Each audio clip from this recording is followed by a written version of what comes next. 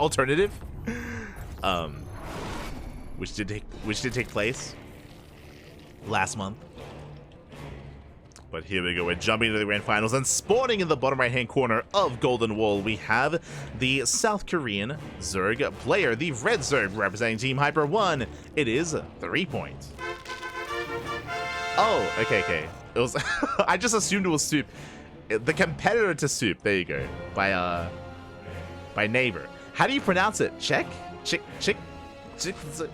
How do you how do you pronounce that? Chick? Anyway, in the bottom left-hand corner, we have the Japanese Terran player, the red Terran representing Team Little Fairy. It is PSiArc.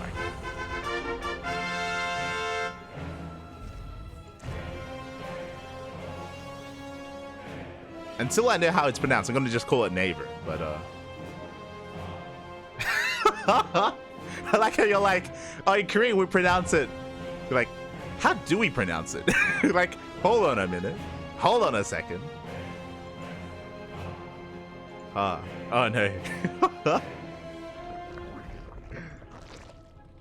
It's easy. Okay.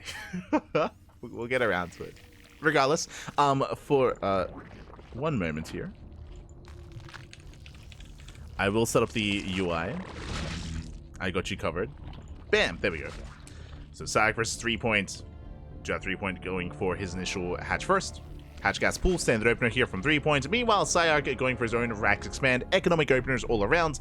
When it comes to Golden Wall, if you're a bit of a newer viewer of SC2, maybe you'd be unfamiliar. This was in the map pool a very long time ago, many years ago, and one of the big features is this gold base. We have a gold that you can take as a third. It's a forward gold. Not just that, we have an entire other half of the map available that you can gain access to by mining through these mineral patches.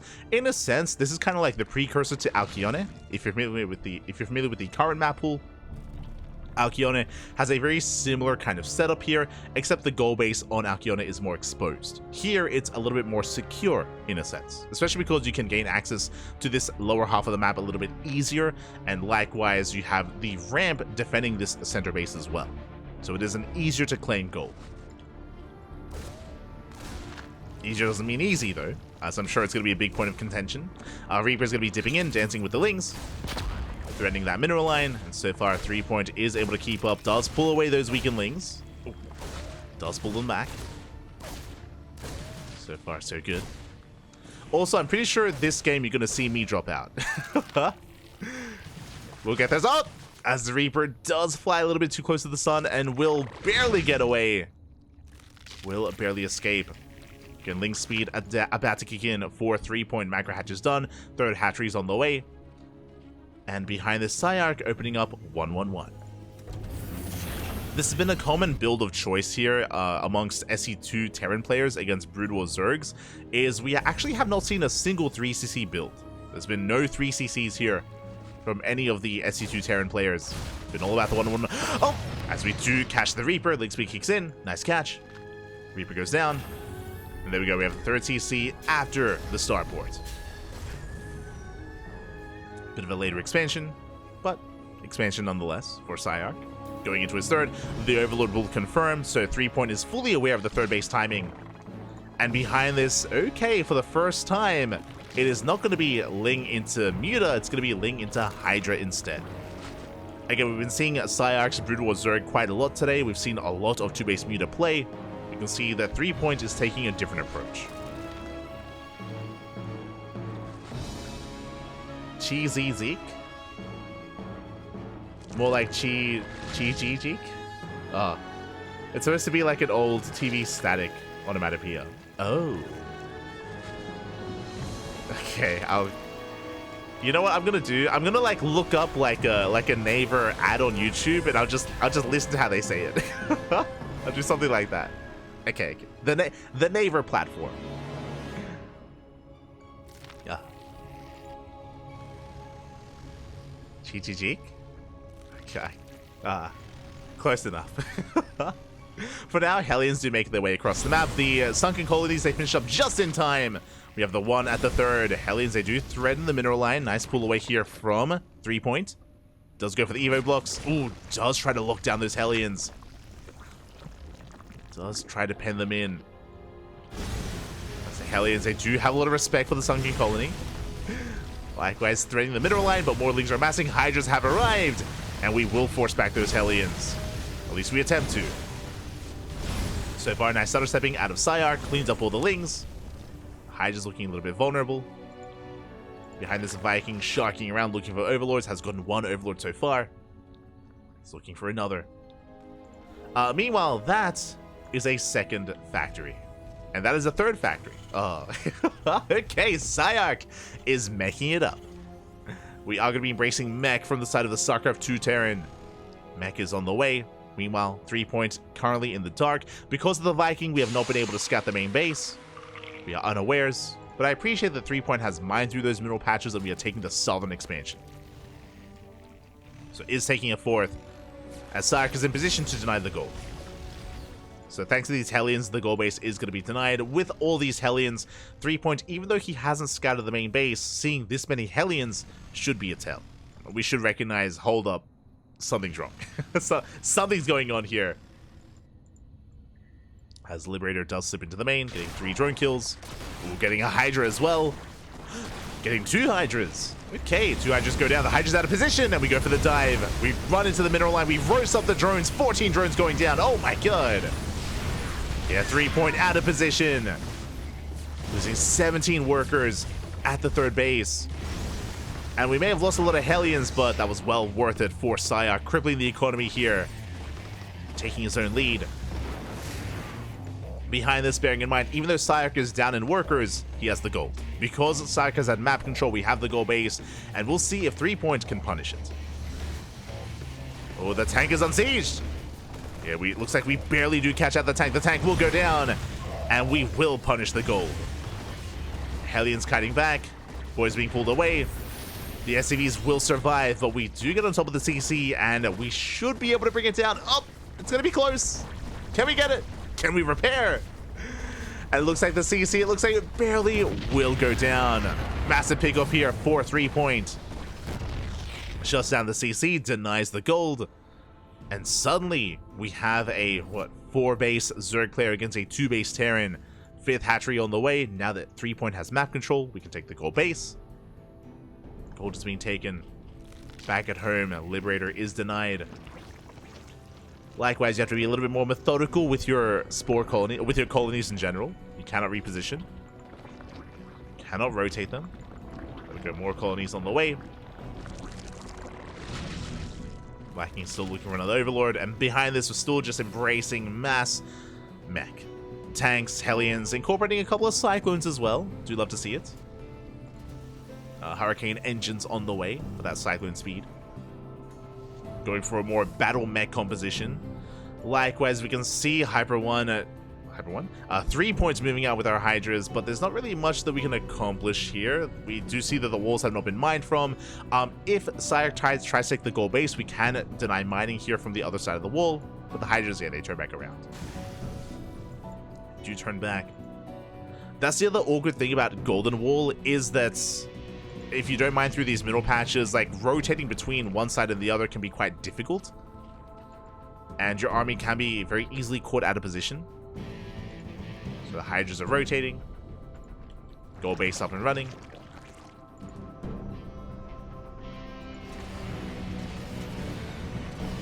And PSiArc is not taking the gold, is going for the linear third base instead. Is taking another expansion. Behind this, the hive is done. We're getting into some lunkers, Poppy. Okay. Lurker tech on the way. You don't need a lurker den. You can just research lurkers at the Hydra den instead. Do love to see it. Likewise, the hive is done, and we are getting into queen production. We have 3 queens so far. Again, they can ensnare. They can parasite. Have a lot of utility here for the Zerg army, especially against something like Battle Mech. In SC2 terms, queens can fungal. Queens can fungal growth, which means they can lock down Hellions and Cyclones. Oh! As I think that's when I lagged out. I think. I can't quite recall. Here we go. as we don't even have any links. It's just pure Hydra. Speaking of fungal, there's the ensnare. We shut down the Hellions, and we can barely keep up. We start to step forward. That's what, 3-4 Hellions going down. I love the visual effect on the Hellions. Oh my gosh, yeah, we will clean up every single Hellion. There's no escaping, there's no way out. And just like that, 3-point does strip away map control from PSiArc. PSiArc stuck at home, walling up with tanks, with Liberators. Now the question becomes, without something like the Viper, how does the Zerg player kind of break this position? Especially if we entrench ourselves a little bit further with planetaries or with more turrets. Oh no! We catch a queen! One queen goes down! Oof. And yeah, Hydras, they cannot push into this. It's not gonna happen. Instead, we're transitioning into double spire. 2 more spires on the way, take more expansions, more bases. Yeah, the era of the Hydra has come and gone, and a greater spire on the way. And I imagine we should be working towards Guardians, I would imagine. That's kind of like the Brood War equivalent of a Broodlord, in a way. I would imagine that's how you would break this kind of position, but we'll see. We'll see how 3-point will approach this. That was pretty close. We got there. We got there. It's close enough. As long as they're getting positioned, PSiArc is slowly taking another base. 4th now on the way. And what's scary here is that PSiArc has been at least is looking to be as efficient as possible with his army, looking to max out and slowly take control of the map. And once again, though, we do have those ensnares. Oh! We get one. One queen goes down. We get the ensnare, but it looks like we can get away. We can escape up the ramp. Yeah, the Hydra's not quite able to punish. Lurkers coming in from behind, but they run into the tanks. Oh my god, we lose every single lurker. The lurkers go down. More lurkers on the way. It looks like we're essentially trying to draw a line in the sand here and get our own siege up and running. Defilers in the mix. Of course, they can Dark Swarm. Ooh. Catching the Overlord. Speaking of, Dark Swarm has been thrown down. I mean, I guess that's another way, right? I was talking about, you know, laying siege upon this with Guardians, but with Dark Swarms, we can try to rush in and just kind of force our way through this kind of setup. True. That is another way to approach this. Oh, we're setting up for a Dropalords. Okay. They're spotted, unfortunately. Gee, how long does Dark Swarm last? This was thrown down like 30 seconds ago. We catch out the Cyclones. The Cyclones are caught. Nice stutter stepping. We lock them down. Do I want to know how long Dark Swarm... Is it like 30 seconds? That's crazy. That's insane. It lasts forever. I'm jealous. Like, as an SC2 player, I know my Microbial Shroud is a bit of a meme, but it'd be nice if it lasted this long. It's still there. It's crazy. It lasts like 2 fights. There we go. My god. I'm celoso, papi. I want that.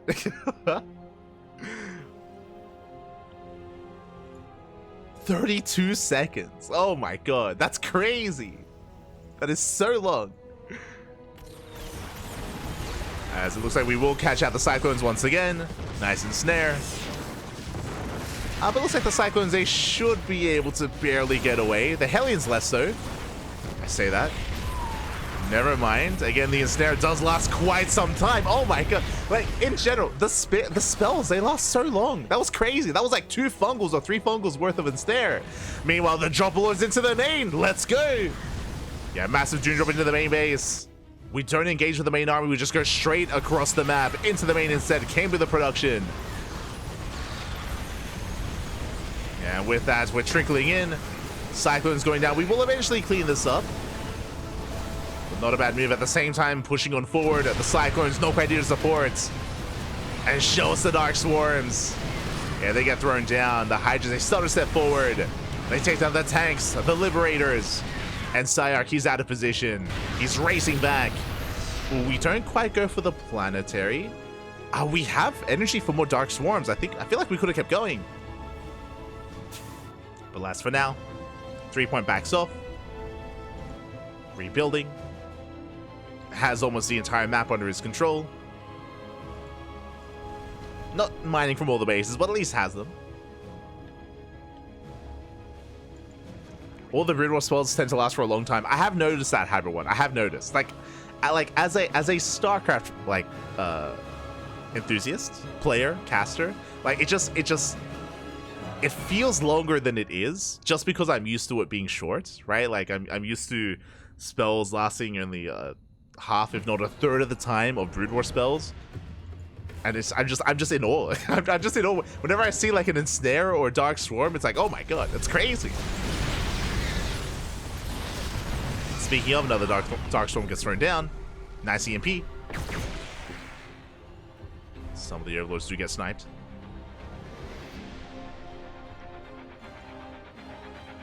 Let's go. More macro hatches on the way. Spread that creep. Meanwhile, after that initial kind of dive up the ramp, because we didn't get the planetary, PSiArc he holds. He is holding on. 3-point might be maxed out, but PSiArc, again, he's slowly stabilizing. Taking another expansion, getting into more tanks, more liberators. We have been slowly working towards those Spire upgrades, and once we get into 3-3, I imagine then we're going to be switching into something like Guardians. Until then, though, we're focusing on the ground army. Focusing on Hydra, Lurker, Defiler.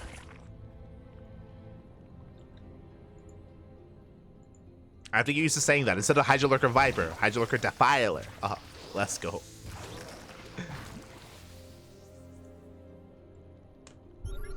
As a scan does reveal the Dropper Lords. And again, that is prompting a massive wall of turrets. We have a Liberator in the main base as well, just in case, to protect the production. They used to be even longer. Yeah, I did notice.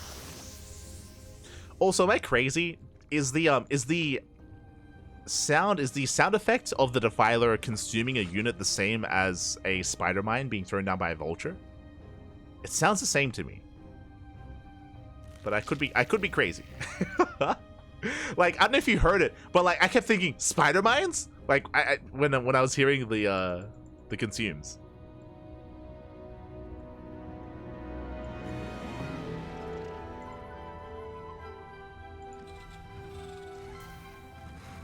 As for now, again, we are just walling up. Wall of colonies on the way. I would love to see 3-point mine through these mineral patches himself. Like, there's no Liberator. There's no Liberator in position, so we totally could mine through these patches and gain access to the main. Alas, for now, rotating towards the south. Making our way towards that center location. Liberator catches some drones, not bad. A couple of workers going to be going down. Drones, honestly, they can just rotate to another base.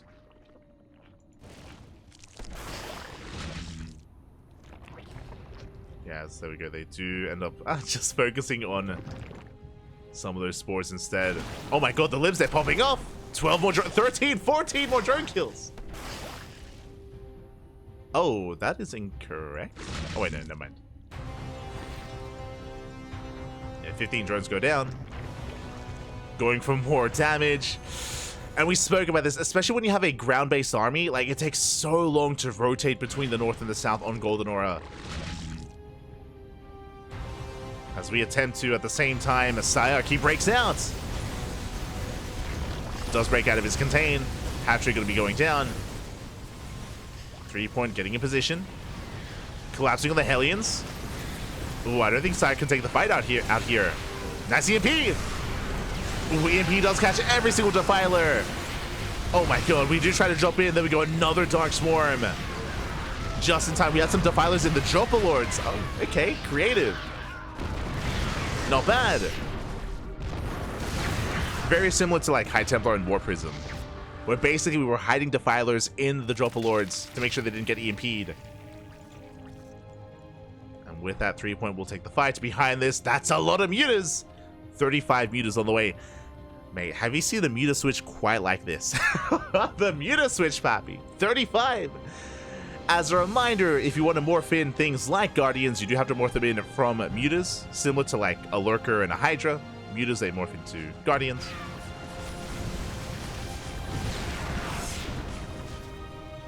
here comes the mass meter at the same time, drop towards the main, making its way across the map.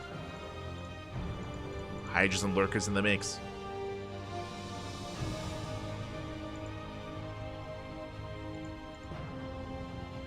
And the Liberator is not quite in position. Likewise, there's an opening here on the left-hand side. Yeah, there is an opening.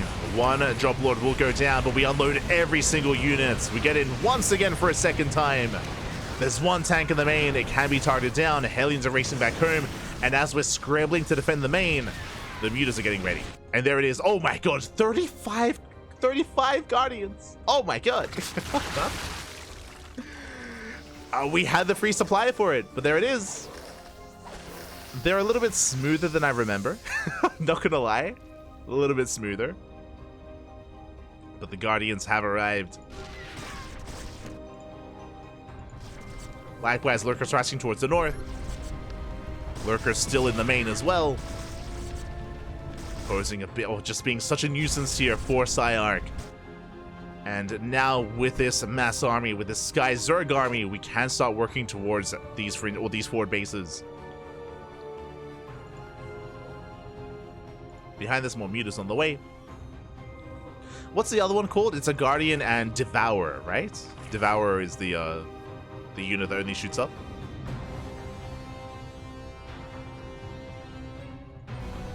It's been so long since I've used these words when casting. I could. There we go. There it is. As we have 35 Guardians and we're morphing in 13 Devourers, right? I say a little bit unsure of myself. That's what it's called, right? Yeah.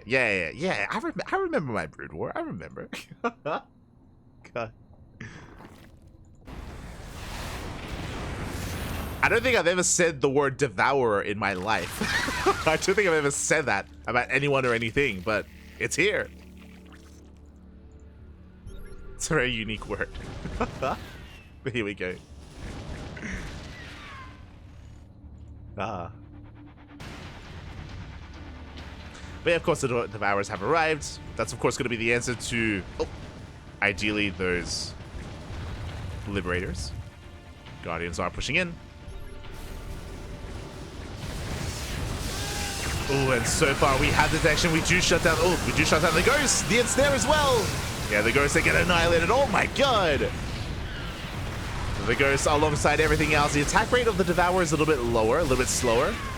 But we'll clean up the Vikings. GG gets called with the revelation of the Guardians. And 3-point will take game number 1. Whew. GG. That was a game. GG, well played. We were able to finally, for the first time today, experience more of a late game back and forth between SE2 Terran and Brood War Zerg. And yeah, it was really cool to see some tech switches, a lot of tech switches there from 3-point. Likewise, unfortunately, PSiArc wasn't able to really be active on the map. Whenever he was, we would always have the Queens, the Ensnares alongside the Defilers as well, in position to help defend, help protect, help shut down the initial army. And PSiArc was just stuck at home. He was just stuck at home the entire time. Every time he tried to break out, he was shut down. He was just shut down. 3-point just getting a little bit too out of hand there. A little bit too out of control. GG. GG, well played. 3-point does take a lead. And now we're jumping into game number 2. Gonna be loading into Retro. Oh, and this I was not expecting. Okay. So PSiArc, we have seen PSiArc play Zerg against SE2 Terran. We've seen him play Brood War Zerg. But against SE2 Zerg, PSiArc, he's playing Protoss. Interesting. PSiArc, he's coming out to be a really malleable player. We've seen him play every race, actually. Terran, Zerg, and now Protoss. And this isn't random. This is a race pick of Protoss as well. Okay. Very interesting. And here we go. Spawning. Oh, I do have to switch over the players. We're spawning in the top right-hand corner of Retro. We have our blue Zerg player from the land of South Korea, representing Team Hyper 1. Oh, hello. It is 3-point. He's 12 pulling. Okay. Is going for the initial 12 pull and spawning in the bottom right-hand corner. We have his opponent. We have, oh, that's a fancy building. We have the Japanese Protoss player. Usually he's Terran, but playing Protoss for the first time today on stream. Represent Team Little Fairy, it is PSiArc. I will fix up the names.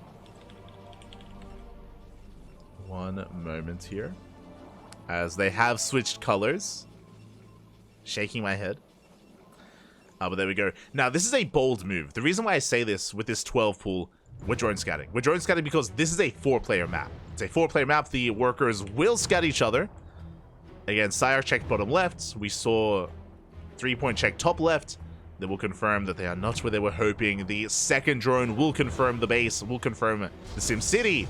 And here come the Lings. Again, this is a really risky move to go for a 12 pool on a 4-player map, just because it takes a little bit longer to scout the position of your opponent.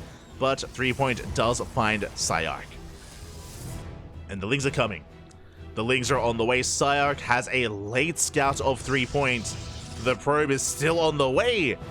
And by the time we realize what's going on, oh, the proxy hatch. Oh, we don't get it. Hatchery is barely not thrown down. Oh my god. Gasito. Okay, the hatchery is now being thrown down outside of the wall. Lings have arrived. Zealot's on the way. And we're going for the pylon. It's going to be close. The pylon is under fire. The Zealot does arrive, but we will get the pylon. The pylon should go down just barely. Oh, we get it. We get the pylon. We depower the gateway. And with that, we pull the voids. We're getting top of the expansion. More Lings are soon to arrive. And 3-point. Can we break through this? Can we get on top of that Zealot? That one Zealot is the one unit that PSiArc has to defend. I mean, the boys as well, but really all the DPS comes in that Zealot. Gateway gets repowered. Hatchery under fire. More Lings flooding in. So far, nice engage out of PSiArc. Again, making sure that the Zealot does not get surrounded. And the second Zealot is halfway done. Shield batteries on the way. And 3-point is running out of time here. The longer this goes on, the better it is for PSiArc. Now we go, second Zealot has made it. And now with 2 Zealots, we shut this down. We shut down the Lings. Sure, we might have a hatchery, but 3-point is droning. He's droning up. He's realized that the aggression has failed. And PSiArc has defended. Up. Well, Lings don't quite make it in. They get us around, but we have a shield battery. Yeah, we have the shield battery. Oh, we barely maintain the Zealots. Just barely. Oh my, the micro. We saved the Zealot. We barely do save the Zealot. Dragoon has arrived. The gateway's under fire. And can we get the gateway? It's going to be close. It is going to be close. One Zealot goes down. Second Zealot as well. Boys have arrived. We make sure the Lings, they do not get on top of the Dragoon. Oh my god, but more Lings are on the way. The whole position micro. Oh, the micro path.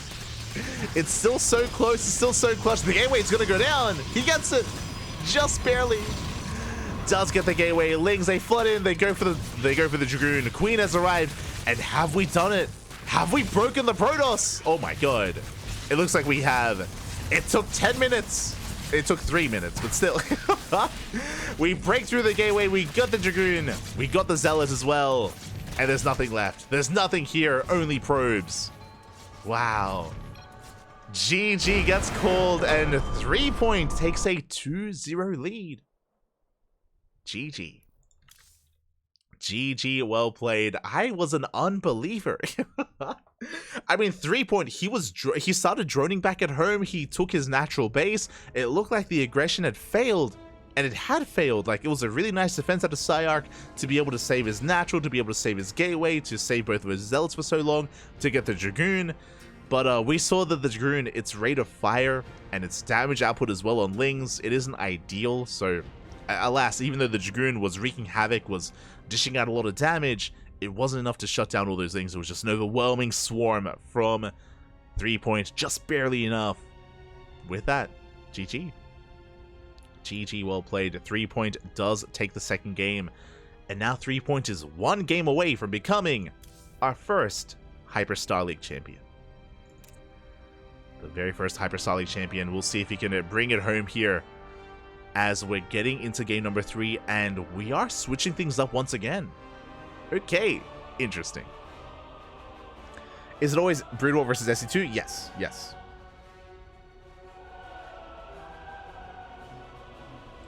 For those that are curious, when it comes to the format of this event, for those that are maybe tuning in for the first time, every matchup is strictly Brood War versus SC2, and they rotate. You know, one game, you have one player Brood War, other player SC2, then they switch, then they switch, then they switch back and forth.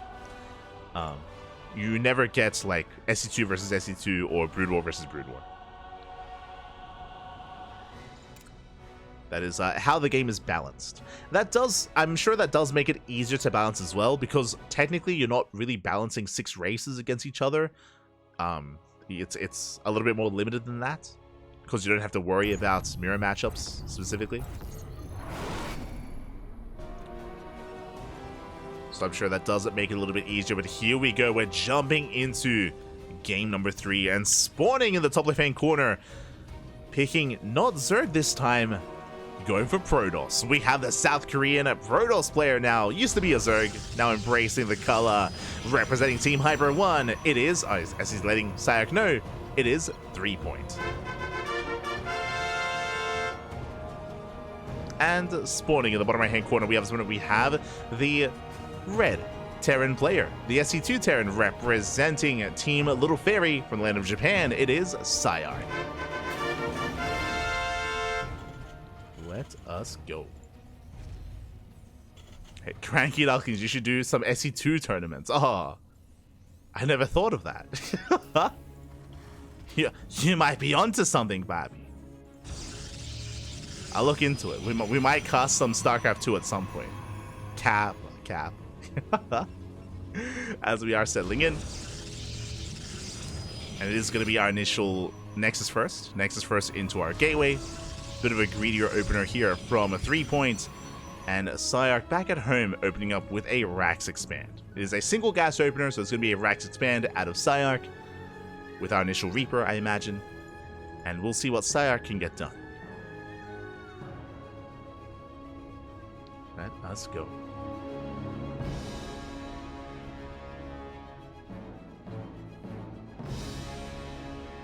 Oh, we're enforcing 1 race per game in the next one. Crazy. Crazy Hyper 1. Great.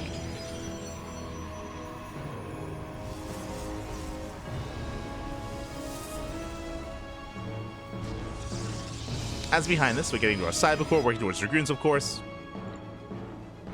Reaper is on the way.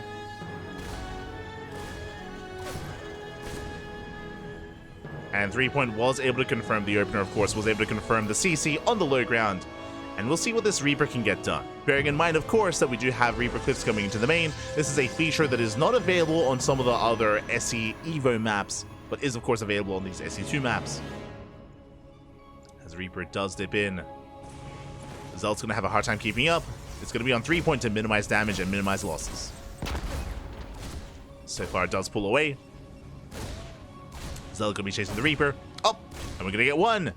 1 probe goes down. Nice pickup.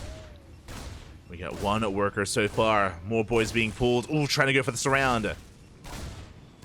And again, we're just trying to buy time for the Dragoon. Reaper takes a lot of hits. And will eventually be forced out. Can he get a second probe, though? Oh, he wants it. He wants it, man. And he's gonna get it. Barely does. 2 probes go down. Dragoon has arrived, and we will finally shut this down. Can we get a 3rd probe? Not quite. Not quite, as threepoint will defend, will shut it down. Behind this, getting to his initial 2 gateways, and I imagine we're going to be working towards Reaver drops, as we have seen that quite often here in the TVP matchup so far. Dragoons are moving out, back at home, PSiArc getting into his own 1-1-1. Getting into his marine production, getting into biotank. Of course, Dragoon range is being researched, just so we can maintain map control. Dragoons are moving out.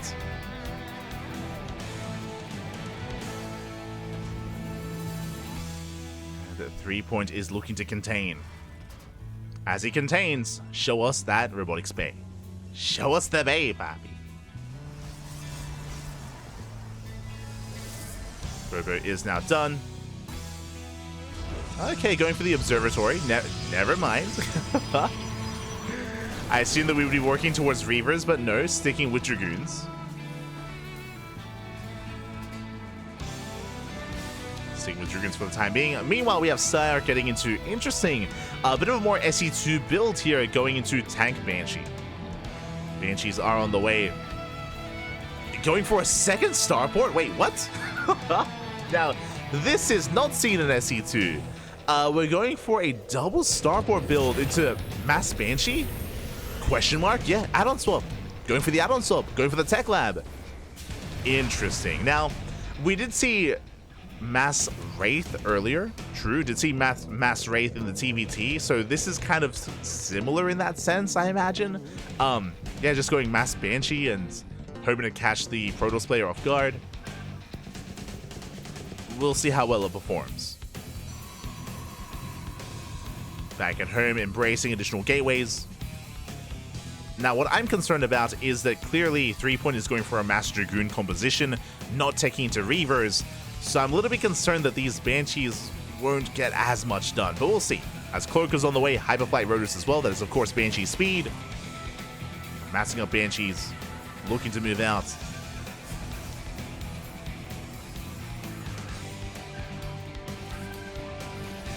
Banshee, the first one will hit the main. Do we have an observer? We do. Observers around. We have one at home. But there's no army. Where the Dragoons are having a hard time keeping up. We get 3. We get 4 probe kills so far. Getting a 5th. Can we get a 6th? We can. 6 probes go down. 7 probes go down. We get an 8th. Oh my god. 8 probe kills. A very nice damage here for one Banshee. But that was the first Banshee. What about the rest? I still have more Banshees amassing. 2 more moving out. Making the way across the map. PSiArc, meanwhile, going into a Raven. Okay. Getting into Stim. Now, I'm a little bit concerned. I'm concerned because we're hard switching into more Marines, into additional Maxes, into Stim, into bioproduction, which means that I don't feel like this double starport build has really paid off. I'm not convinced. I'm not convinced. This is a big investment. Big investment going for the second starport, and we're getting into medevac production. I think we were hoping that maybe the Protoss player would be working towards Reavers, so there'd be less Dragoons. I think maybe that was the hope, that was the ideal. As we can see, though, there's plenty of Dragoons in every base. We have cannons, we have Dragoons in every single mineral line. The Banshees are having a hard time, and threepoint even does catch the Banshees in the center of the map. Oh, who catches who? We get the Dragoon. We get 1. The Observer is going to be able to come in, though. The Banshees, they have to get the hell out of there. Behind this, getting into Bio. 1-1 is on the way. Stim, combat shields. Switching into Mass Marine, and yeah, we're done with the starports. It's a bit of an odd sight here, but we have Tech Lab starports making medevacs. Love to see it. Let's go. Banshee gets sniped in the main. We have the cannon in position. Let's go to snipe that Banshee. Likewise, intercept. And this was what I was worried about. So the first Banshee was amazing. The first Banshee got, what, 8 worker kills, 8 probe kills. It was insane. Since then, though, we've been bleeding out Banshees. We haven't really gotten much done. We hyper invested into Hyperflight Rotors as well, and it just wasn't really worth it. But we'll see if PSiArc can catch the Protoss with their pants down. See if we can catch out threepoint as we're moving out through the center. Catching the Observer. Scanning ahead of time. The army is amassing. No splash damage. But likewise, PSiArc doesn't really have much to work with. There's so many Dragoons. Oh my god.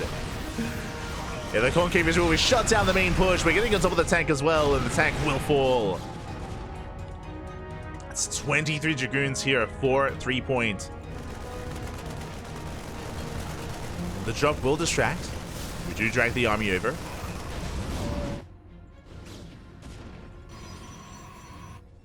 Threepoint forced to defend. Back at home, PSiArc getting his third base up and running. Yeah, He's embracing more bio-heavy composition.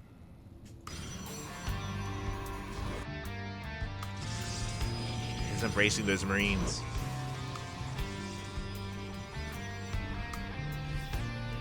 But still does need a little bit more time. Meanwhile, from the side of the Protoss, what I'm most concerned about for 3-point is lack of splash damage. Whether it's RvR, whether it's Storm. I mean, Temple Archive's now on the way, but Storms is still a ways off. Without it, we have to rely on gateway units. I mean, the Dragoon has a lot of kiting potential, true. Especially with their range. But we'll see if we can keep up, especially once we get into things like Ghosts. As I say that, though, there's no Ghost Academy yet for PSiArc. So we have no EMPs. And there it is. Storm is now on the way. The missing piece of the army for 3-point is that splash damage. It's on the way. PSiArc setting up a concave. Getting caught out a little bit, though.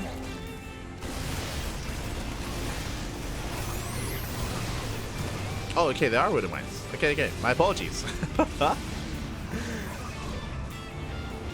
But we didn't see any Widow Mines against Mutas earlier, so I was like, did they just remove it from the game? No, we have them. Widow Mines are set up, Banshee goes down.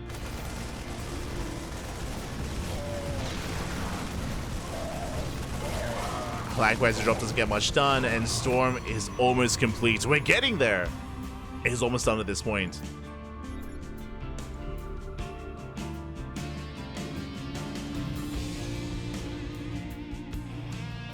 Likewise, Ghost on the way. It's going to be a battle of the spellcasters.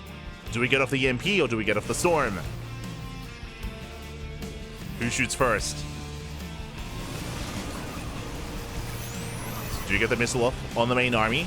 PSiArc gaining ground. 3-point has to back up. High Templar, they lead the charge. Storm is done. Up. But we don't spend it yet. Yeah, the first Storm is revealed. PSiArc now aware. Looks like we have 3 more Storms in the chamber. Rotating around, going for the expansion. That is going to be a lot of Storms, though. Decent EMP, but we don't get the High Templar. Storm on the right-hand side. And it looks like we do gain access to the base. Another Storm here on the Marauders. And zoning back the army. Still rallying across the map. We do get on top of the base. It looks like the Nexus, yeah, it's going to go down. Oh, the EMPs! Massive EMP! Solid connection here from PSiArc. He does catch at the High Templar, but we have more High Templar behind this. Yeah, Archon's now on the way. The base goes down. Both armies are maxed. And PSiArc, can he break through? Once again, a nice missile. Solid Dorito cannon on the Dragoons. Archon's trying to dive in. Likewise, setting up a Zealot counterattack. Decent Storm, but again, the Marauders, they're holding their own. They can take the Storm, Spatty. They can take it. And 3-point looking a little bit desperate, going for a massive Zealot counterattack. But he cannot deal with the main army. The Dragoons, they're falling one after the other. Without any Storms, we're snowballing out of control. PSiArc, he's fighting back. Let's go. The Zealots are getting a lot done. But we can't deal with the main army. We cannot deal with it. Not anymore. There's maybe 1 Storm left. Oh, we need more time. Yeah, massive snipe. We get both High Templar side pushing into the main. And 3-point, he just cannot keep up. Just cannot keep up here with the main army. We're getting on top of the production. The Zealots are racing back. We can try and set up a surround. But these Dragoons are so vulnerable. And we focus out the Dragoons one after the other. Likewise, Zealots, they're putting in a lot of work. But it doesn't matter. Doesn't matter. Not anymore. We have a series. I was afraid it was going to be a 3-0. I was afraid that the series would end here and now in Game 3. But PSiArc, looks like he has done it. And cleans up the remaining Zealots. GG gets called. And PSiArc, he does fight back. He fights back. He puts a win on the board. We have a Game 4. GG. GG, well played. Again, the storms were a little bit lackluster. Unfortunately, we were forced to storm, or threepoint was forced to storm ahead of time, like on these small groups of bio. Again, PSiArc was so patient when it came to how he was engaging with the main army as well, making sure he didn't just stim forward and leave his army vulnerable. Likewise, there was a massive EMP that we saw as well, which did catch like 3 or 4 High Templar when he was pushing past the 4th base. And with that, we're getting into game 4. We're getting into game number 4, and once again our players are switching gears and switching races. Okay, interesting. We have threepoint playing Terran and PSiArc playing Protoss. Well, we're getting it all, Pat. We're getting it all. Let's go.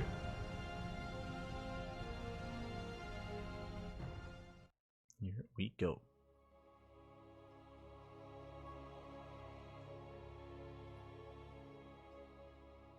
I see in the chat. Those are the fastest Dragoons in the history of Earth. It's crazy. It's crazy. The Dragoons, they're not derping around. They're not running all over the place. It's crazy. You can micro them. And here we go. We're jumping into our next game and spawning. Oh, I do have to switch our nameplates over. Spawning in the bottom left-hand corner of Alkione, we have our South Korean, typically a Zerg player, but now rolling Terran, just going through all the races at this point in the grand finals. Leading the series 2-1, one game away from becoming our first HSL champion. It is threepoint. And spawning in the top right-hand corner, we have its opponent. We have the Japanese Terran player. Instead, rolling Protoss, at least the Brood War Protoss. Representing Team Little Fairy, it is PSiArc. Okay, so we get a PvT, but this time the roles are reversed. This time, threepoint is playing the SC2 Terran, and PSiArc is playing the Brood War Protoss. So we'll see if PSiArc can exceed where threepoint failed. We'll see how they do change their approach as well. Again, I wasn't too convinced by the 2-port Banshee build of PSiArc. It was okay in the beginning, but then it petered out real quick. But we'll see. As we are going for a CC first. Oh my god. Threepoint. Calm down. CC first out of threepoint. PSiArc is aware. Does attempt to slow it down. Does force down a second SCV. Behind this, PSiArc going for his own gate expand into Cybercore.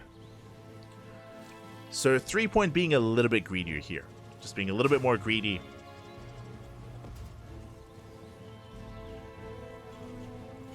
And we'll see if we're able to. I mean, we shouldn't be able to really punish it too much, not with this kind of setup. PSiArc will just confirm and get the hell out of here. I say that just being as annoying as possible. Going for the SCVs. Marine is on the way. Again, this was a gasless opener. This is how we could afford the CC so early on. No gas. Just CC first, into Rax, into Marine. Now, the downside is no scouting. No SCV scout, no Reaper scout, because we have no gas. This is just a really greedy playstyle out of threepoint. Something that you never see in SC2. Like, in a TVP, we'd never see a gasless opener like this. This is crazy. But against a Brood War Protoss, maybe you can get away with it. Maybe. Now we're taking our gases. Again, we're stuck at home. We have no idea what the Protoss is up to. And we can see that PSiArc is going for an earlier Robo. Okay, so it's going to be a Dragoon opener into Dragoon range, into a fast Robo. I'm assuming that we're going to make use of the Robo and maybe go into a fast Bay. Maybe go for a RvR opener into a RvR drop. We'll see. I was also expecting RvRs in the last game from threepoint, but we didn't see them. This feels like maybe it's going to be a little bit more Robo heavy, just because it's so early, but we'll see. As Dragoon does make it across the map, poking in, testing the waters, going to be reinforcing, second gateway, yep, there it is, the Bay is on the way. It is a RvR drop opener. Okay, we understand, Pappy, we're getting there. It's our first time casting SC Evo, but we understand the builds a little bit. So we do have that Bay on the way. Again, that's going to be for RvRs, for I imagine eventually, I almost said War Prison speed, but shuttle speed. And there it is. Shuttle speed is on the way. And the drop is coming. And we'll see how how threepoint is able to defend against this. Oh, he's playing Meg. Oh my god. Oh my god. It just clicked. We're getting into a third CC real quick. A very greedy response here from a threepoint going for a fast third CC. And that is a second factory on the way. He's playing mech. He's crazy. Or is he? I don't know, right? Like, obviously, mech is more of a meme against SC2 Protoss, but against Brood War Protoss, is mech viable? Is mech an answer? Or does it crash and burn? We're about to find out. Oh boy. Okay. So we are gonna mech it up. Reaver's on the way. First one have arrived. Oh, look at it. It's so cute. It's like scuttling in. Here we go. The first Reaver is making its way across the map. Third base now being taken to PSiArc. And back at home, will we have any anti-air? If we are lacking anti-air, then there's nothing to stop the shuttle from just dropping and just continuing to just micro. Tanks are slowly building up. Scan into the main reveals everything. Big scan for PSiArc. He does spot the Robo, he does spot the Bay. He's aware of the Reaver. And here it goes. It comes into the main. Viking production has begun. We get the first shot. We get one SCV. Did I say one? 3 SCVs. Oh, we do waste a shot on the building. Okay, we have to be very careful. Oh, he wants those SCVs. They're so bunched up. Oh my god. He wants them. Up! Going for the tank. He can two-shot. Oh, does get a couple of volleys off. But alas, the Vikings have arrived and the shuttle is going to be shut down. We do have speed though. Oh my god, the shuttle does not get away. We lose the Reaver as well. Massive loss for PSiArc. And just like that, 3-point defense. See, why don't Brood War Terrans just do this? Why? Kappa, papi, Kappa. Well, the Vikings, they shut down the shuttle. The Reaver, it was not worth it. I mean, we did deny some mining, true. We did deny mining time in the main. As a result, you can see the mining spike in favor of PSiArc for a time. But now it's coming back in favor of the Terran as more tanks are amassing. Oh, be careful. Tanks taking a lot of damage. Behind this, more tank Hellion on the way. No Cyclones, bear that in mind. Just tank Hellion for now. And across the map, we have PSiArc embracing a massive gateway composition. It's going to be Dragoons and Zealots.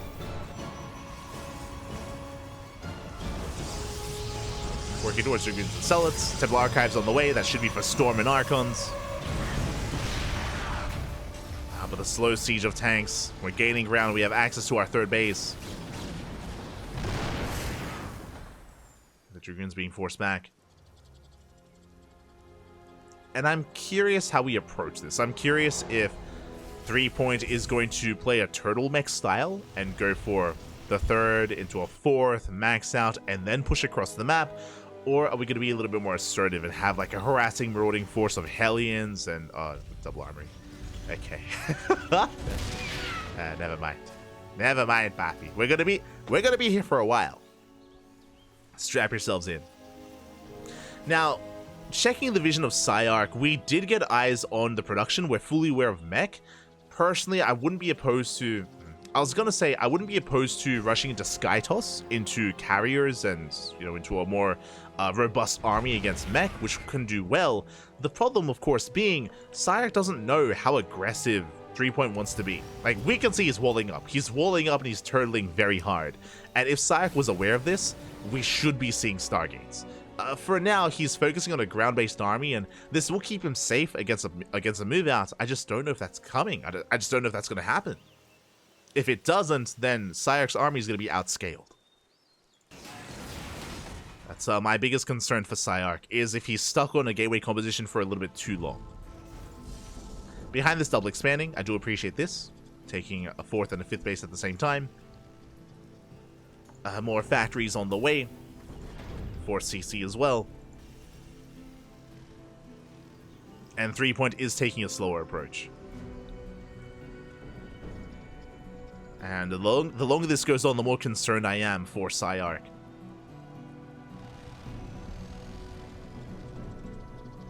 Now Hellions rotating over. At least we are going to be harassing somewhat. Scouting, checking the 5th base, the 4th, and making our way towards the 3rd. Oh my god! Nice scab shot. We get into the mineral line.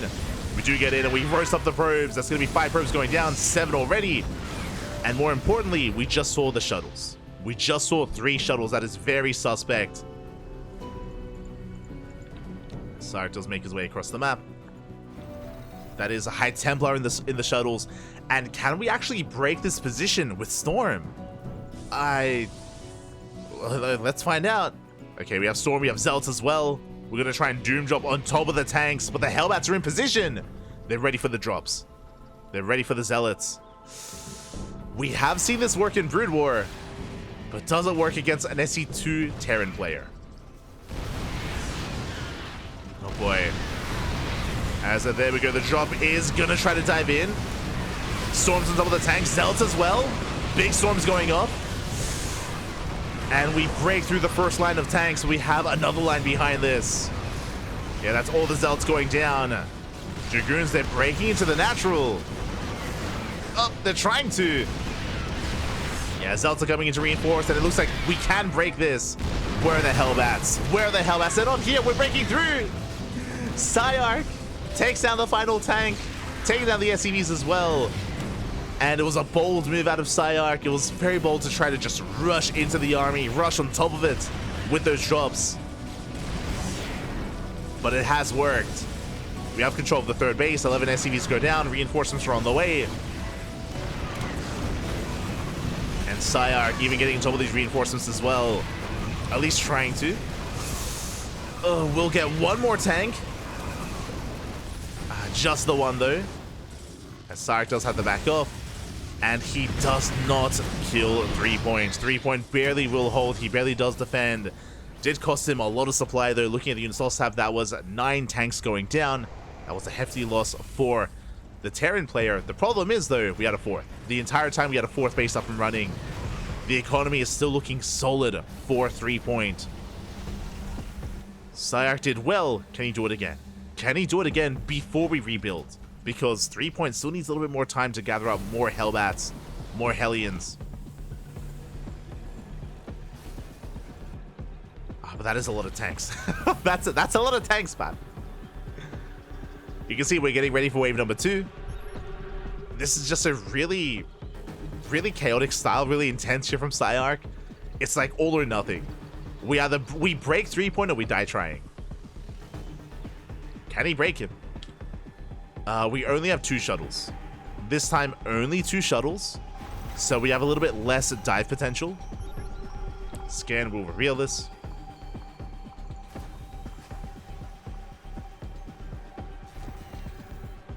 The Hellions are moving out. We need the Hellions back at home. Oh. The Hellions are out of position. That means these tanks are that much more vulnerable. Bold move by threepoint. Going for a massive Hellion counterattack at the same time the army is coming in. And the 4th base is exposed. As the Hellions, they hit the gold. 4th base under fire. Drops trying to come in. And we will force some friendly fire. There we go. We force the unsiege. We get 2 tanks. But we get 3 tanks. 3 tanks go down. Planetary's barely holding on. The repairs are good enough. And threepoint holds. Threepoint is holding. Meanwhile, across the map, did we get any damage? Oh, doesn't look like it. The Hellion run by didn't do much here at the center base. And PSiArc, he's almost remaxed. Catches out the Hellions. Hellions go down. PSiArc with a massive supply lead. Once again, going for another drop. And there's no more Vikings. Not this time. My shot goes off. We Doom drop on top of the tanks. And we break through. Tanks are going down left and right. And PSiArc, it looks like he has done it. Takes down most of the tanks, getting us off the planetary once again. We're still lacking some Zealots here. Without Zealots, the Dragoons are quite fragile. We do have to back off. Okay, threepoint holds. He's holding. Barely. This is almost like I'm watching a Zerg player, to be honest. Like, the way that PSiArc is playing this out. Going for, like, the Zerg equivalent would be, like, Ling Roach Ravager, in a sense, against Mech. But I'm loving the use of the shuttles. Loving the use of the drop play.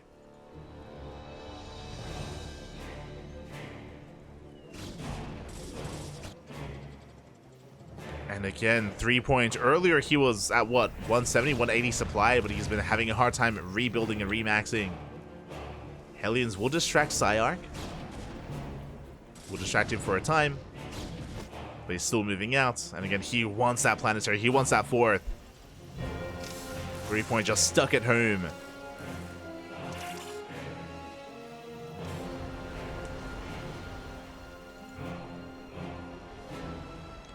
+1 air attack. Sky toss, let's go. This is what we wanted. Stargates are on the way. We're getting ready for carriers. We are getting ready. At the same time, PSiArc slowly pushing forward. He might not even need them. As I'll say, catch reinforcements. Vikings forced to land. And all these tanks, they're barely out of range.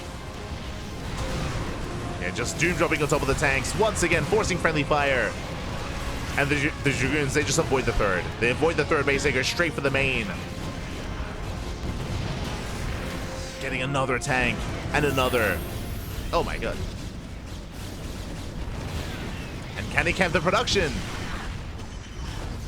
Oh, he's having a hard time pushing in. Leading out a lot of Dragoons, and he's going to lose everything. We do overextend. Uh-oh. We lose every single Dragoon, and just like that, PSiArc, he plummets in supply. Still has a good economy, but lost everything, and that was not the play. It's not the play. Did well breaking into the natural, but pushing into the main base was just a little bit too much, a little bit too far. 3-point is still in this. 3-point he's holding. He's surviving. Meanwhile, there's a fleet beacon. We're getting ready for that Skytoss transition. Getting ready for the carriers. We're getting there. Until then, has PSiArc, has he not just overextended? Has he just been stuck on this army for too long?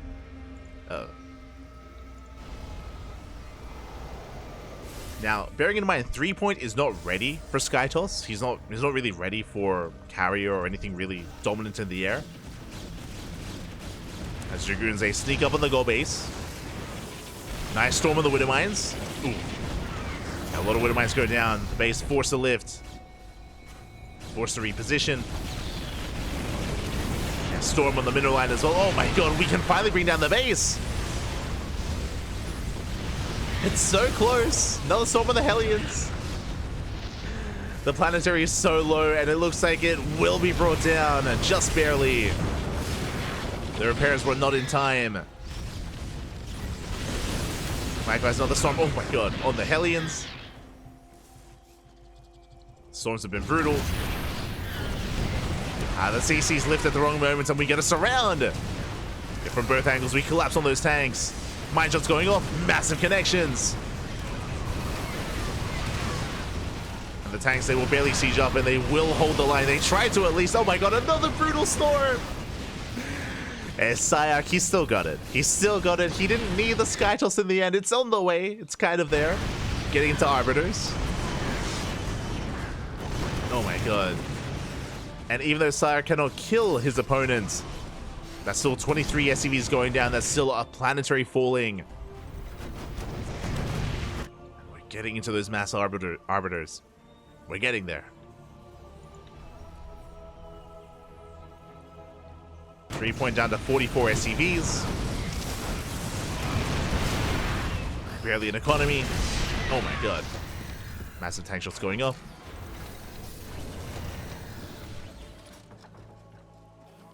And finally, for the first time the entire game, he's moving out with his army. For the first time, we had some Hellion run-bys earlier, but now for the first time, the tanks, they move out across the map. But is it too late? With the help of the Arbiters, we can lock down the army. I say lock down, we can stasis, I should emphasize. We can stasis those tanks. So far, a nice spread. Very nice spread. It's not going to be easy to engage. Widow Mines are setting up. Mine shots going off. We collapse on the main army. And we get some decent connections on those Zealots. Yeah, Zealots are being cleaned up. We get a storm on the front lines. We have a secondary wall behind this. The Arbiters, they do cloak. Yeah, they help with the cloak. GG gets called. PSiArc, he cleans up the army, shuts down the all-in. And we're going to the ace match. Oh my god. GG. We are going all the way to game 5. Let's go. It's 1998 and Brutal has never looked so as sexy. It looks good. The models, I do appreciate them. Most of them. Some of them look a little bit weird. Like, I'm not sold on the Guardians. The Guardians look really, I don't know. They look very different. Very different. They look very modernized. Maybe that's a better way of putting it. But here we go. We are going all the way to game number 5 here. And what players, what races do we pick? Okay, interesting. It's going to be threepoint playing Zerg, Brutal Zerg, and PSiArc playing SC2 Terran. Okay, we're jumping into the final game on Bloody Ridge. Here we go. Dragoons? Was I in a coma? What's going on, Bobby?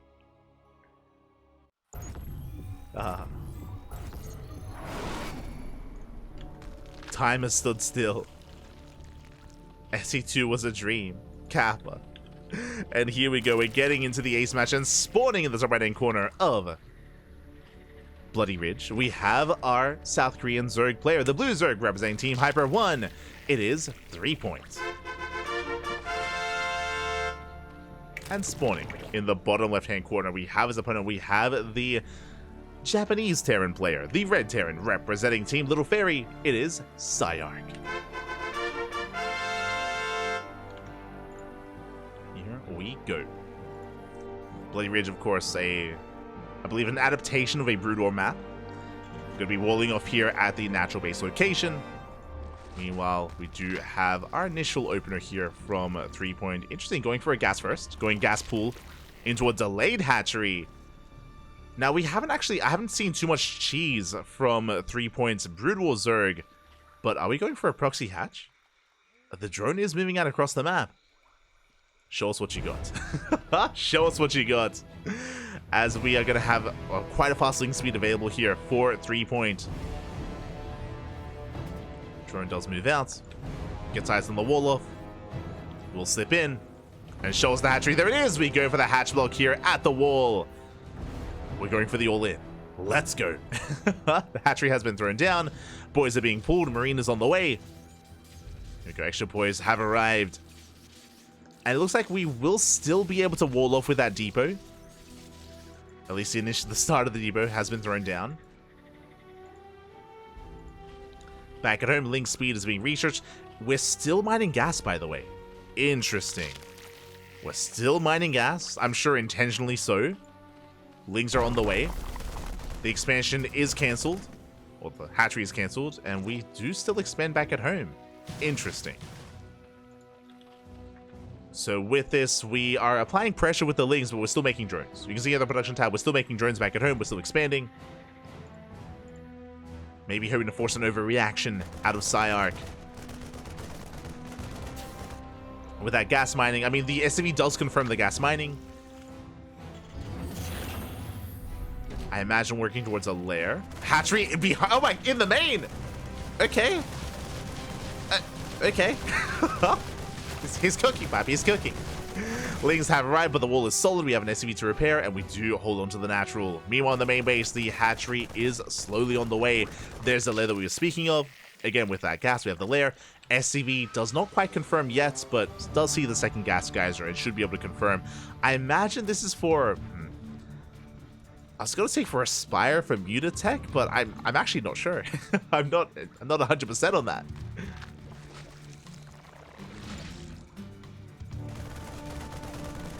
Hatchery in the main base still does pose a threat. Marines do rotate to shut this down. SCV does fall. PSiArc did confirm the lair. And the expansion is cancelled. Alright, what do you have for us? What do you got? Is it the Spire? Is it the Hydrogen? What is it gonna be?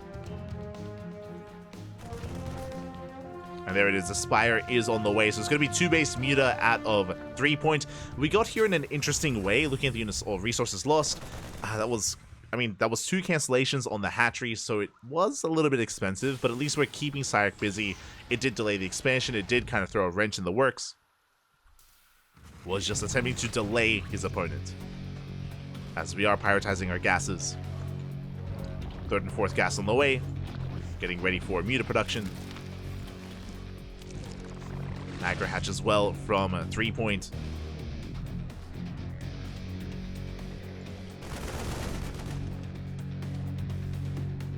Up. Does threaten a dive. Behind this, we're getting to our 3-1-1 setup. E-base on the way for +1. And we will soon be active with our drop play. I say that there is no stim for PSiArc. Uh-oh. We still can move out with at least Vanilla Marines. Lings keeping tabs on the Terran. And we have been banking up quite an amount of resources. Minerals and gas. There we go. 6 mutas on the way. They're coming.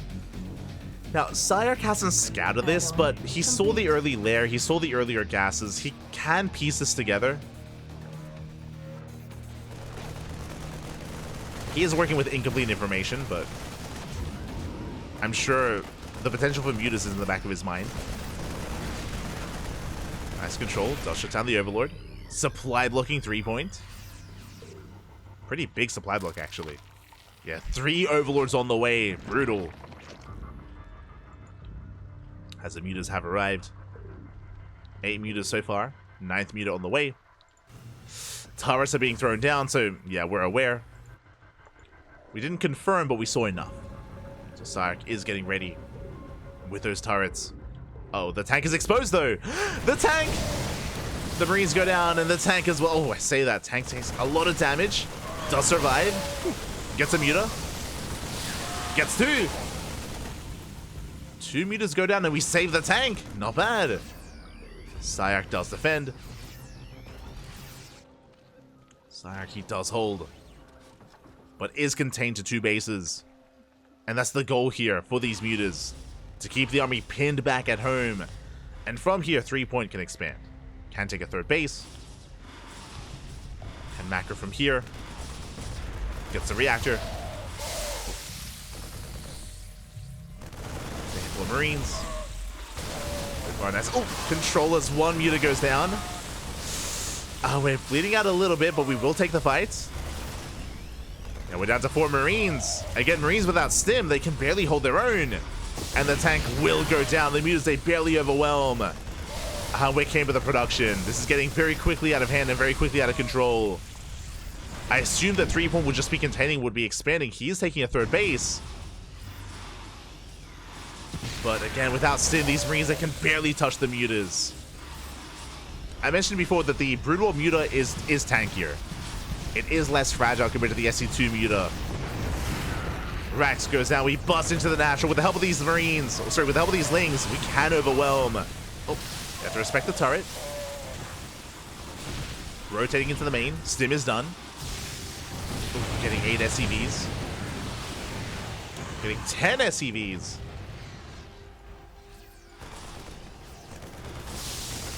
And we've let out 7 mutas so far, but it's worth it. Has been worth it here for 3-point. Just over time being able to overwhelm PSiArc. And behind this is droning up. We're transitioning out of muta into lurker tech. Hydra's going to be on the way. The mutas, they've done their job. They've done what they need to. Oh, less tanky, actually. Oh, okay. 1 more range, though. I could be mistaken, but it feels like... It feels like, I should say, as we watch them, that they can take extra shots, but maybe they are as fragile.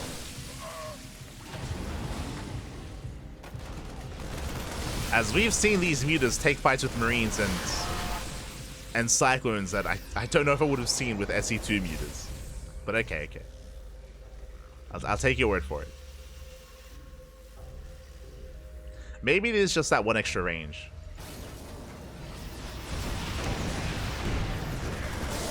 But because they have more micro potential, like, they can take these fights a little bit easier.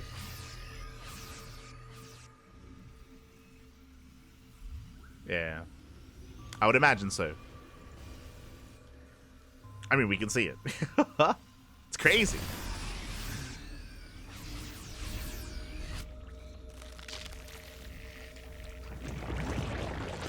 Right, behind this, we can see 3-point walling up. Getting his colonies up and running. Ooh, we do bleed off 2 more of these mutas. Finally, stim is done. We can hold our own. We can defend. But as we mentioned before, like, the mutas, we're done with them. At this point, we can throw them all away. It's not all about the lunkers, Bobby. The lunkers have arrived. Third base getting saturated. Fourth now on the way. 3-point is in control. Even has mutas parked outside of the natural.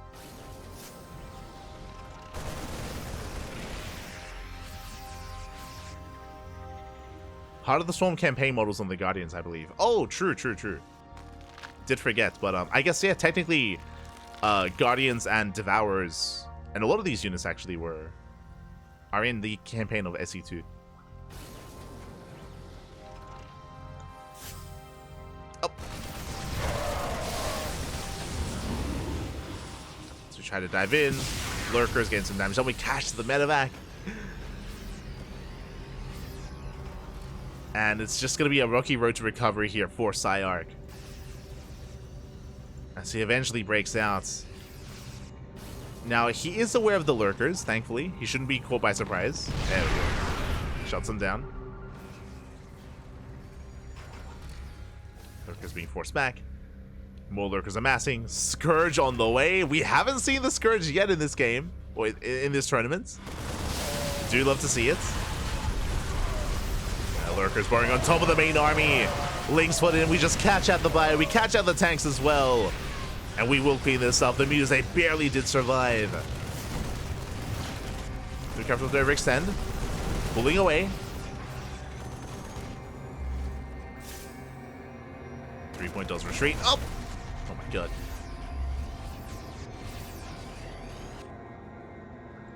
Show us the Scourge. I guess technically we see Scourge a little bit more often in co-op, right? Scourge our thing there. End of the campaign. I think.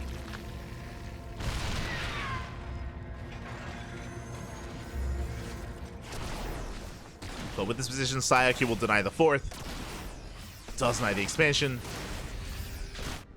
And so we go for a massive link counterattack.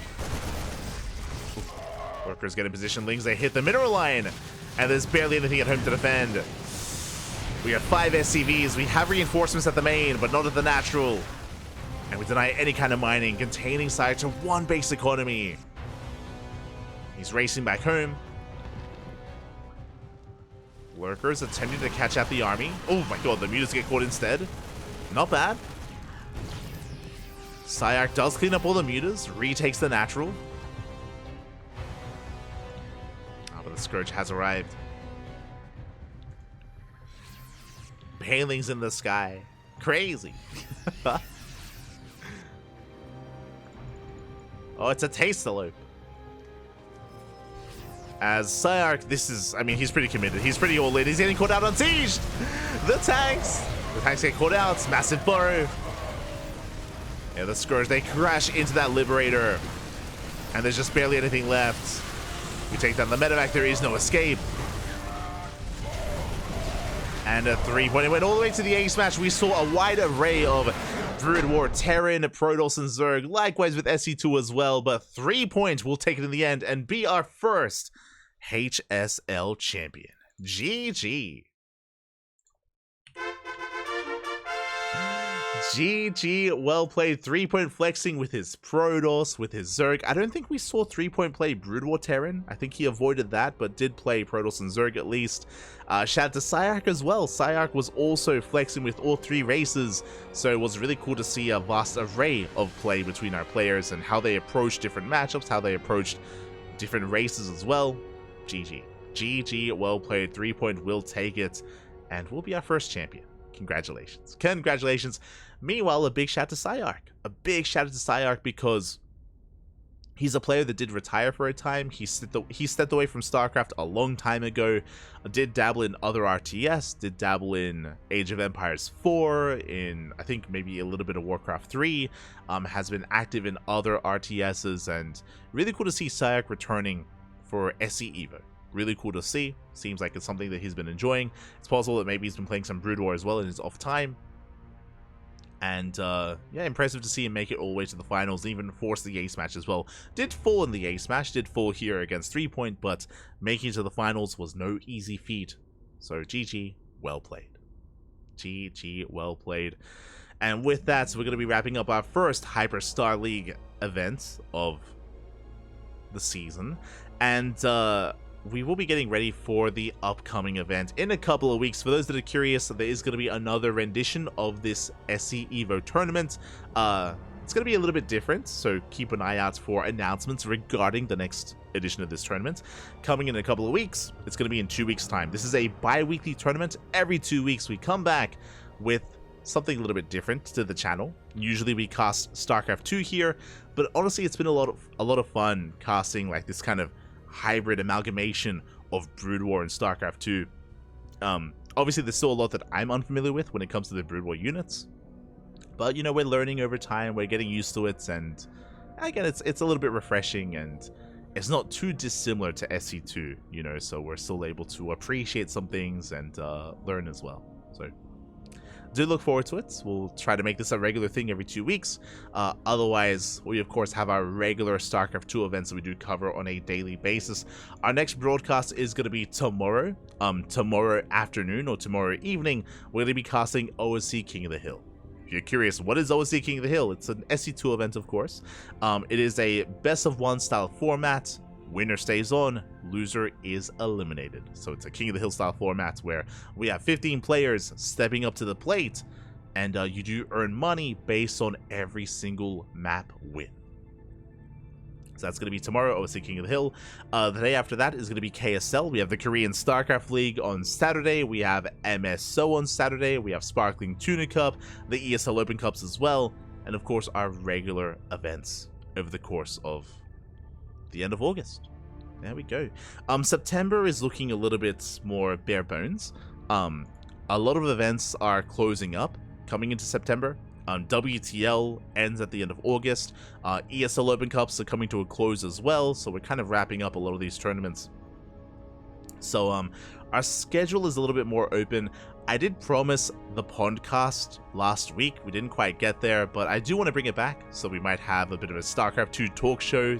We might just schedule that throughout the week, and other events are planned as well. So we're going to try to fill in the gap that we're being left with. Without World Team League, without Kung Fu Cup, without ESL Open Cups, there's our schedule is a lot more free, and we'll try to find something to bring to you.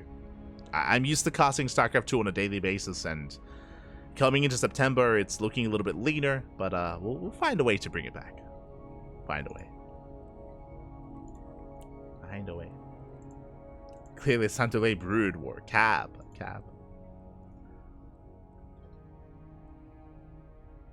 Oh. But with that, thank you so much for watching. Hope you all enjoyed yourselves. Thank you so much. And we are going to be wrapping up, at least for now. I'm not done, though. I'm not done. You know what time it is? It's time to ladder, Bobby. It's time to ladder. I'm going to be hopping on over to my personal channel, to light_VIP. I'm going to be laddering some SC2. I've been doing so for the past couple of days, and we'll be doing so again today. So if you're interested, if you want some ladder content, less so casting and less so competitive play, that you can tune in there. Otherwise, thank you for watching. Thank you for watching. Thank you for the support. We do appreciate it.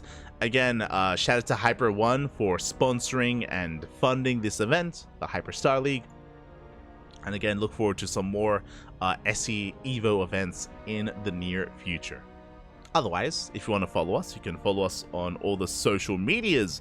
You can follow us on Twitter, Facebook, Instagram, YouTube, and Discord. All things CranKy Ducklings. It's all there. It's all out there on our social media. Depending on what you prefer, you will get notified when we go live.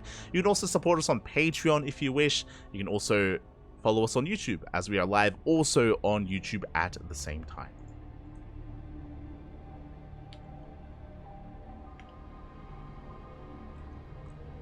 Also live at the same time.